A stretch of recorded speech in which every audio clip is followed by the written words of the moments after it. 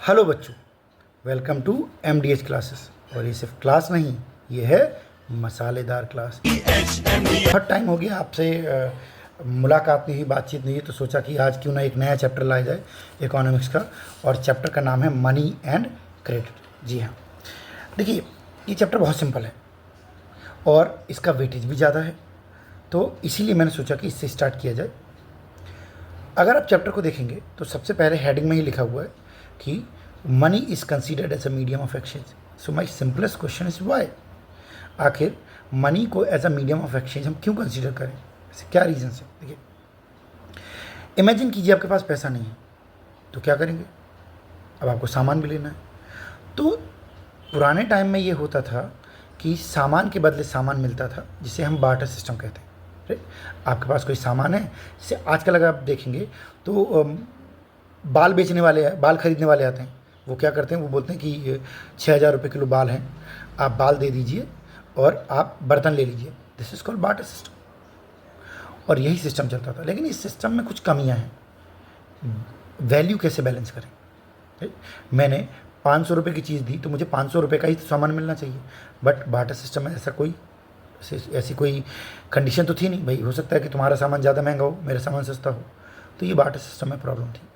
Right, तो हुआ क्या, मनी ने कैसे बेनिफिट किया? देखिए, money worked as an intermediate. Money ने एज एन इंटरमीडिएट काम किया, दोनों प्रॉब्लम को सॉल्व कर दिया। देखिए, मैं एक शू मैन्युफैक्चरर हूँ, मैं जूते बनाता हूँ। मैं जूते लेके मार्केट में गया, मैंने बोला भाई जूते खरीद लो और मुझे गेहूँ दे दो। अब सोचो, मैं पूरे बबीना में टोकरी में जूते ले लेके घूम रहा हूँ, जूते ले लो, गेहूँ दे दो। अब मुझे कोई ऐसा बंदा चाहिए ना जो अपना सामान बेचना चाह रहा हो, गेहूँ, और जिसको जूते की नीड हो, शूज़ की नीड हो। राइट, तो इसका मतलब ये है कि ये मिलना बहुत मुश्किल है। तो अब एक और बंदा है जो वीट सेल कर रहा है, मतलब जो बोला गेहूँ ले लो, लेकिन उसे शूज़ नहीं चाहिए। वो बोल रहा है कि उसे क्या चाहिए, उसे पल्सेस चाहिए। तो क्या ये एक्सचेंज हो पाएगा? जी नहीं, बिल्कुल नहीं हो पाएगा।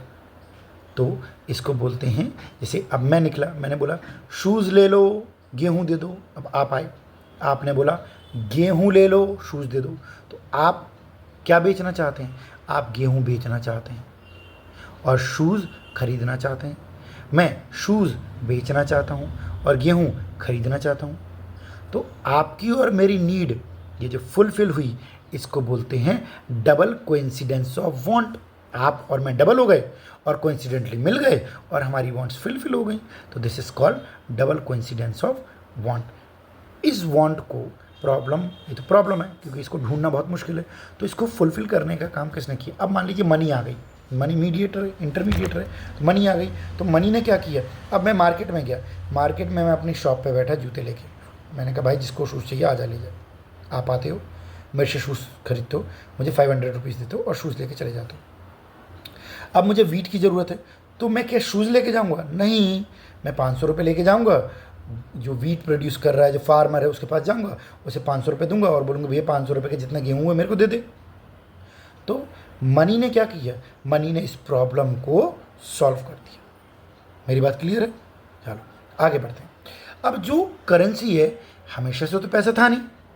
एंशिएंट टाइम में जो करेंसी थी वो थी पंच मार्क कॉइन, क्योंकि उसमें पंच मार्क थे, साइन थे, इसीलिए इसका नाम पड़ा पंच मार्क कॉइन। तो ये MCQ में बोर्ड में आ जाता है कि द फर्स्ट कॉइन यूज्ड, यानी जो सबसे पहले सिक्के जो यूज़ हुए एक ट्रेड में, वो थे पंच मार्क कॉइन।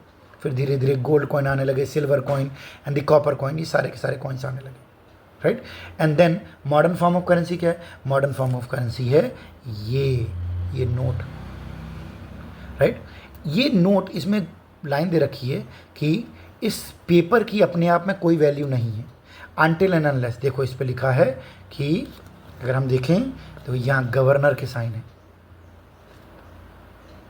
तो इसका मतलब, और यहाँ पे लिखा है रिजर्व बैंक ऑफ इंडिया।